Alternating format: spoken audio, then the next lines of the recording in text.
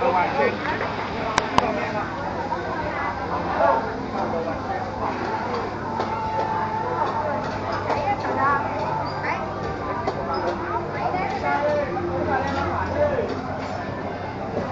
Còn nhé.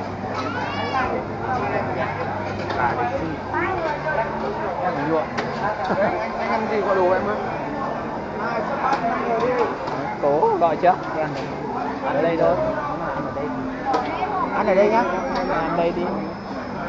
Cho một nồi thắng cố 500 đi.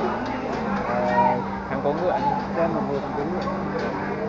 Còn bao nhiêu anh nhỉ? Tầm 500. Rau ăn thoải mái. Hết gọi bên thì bị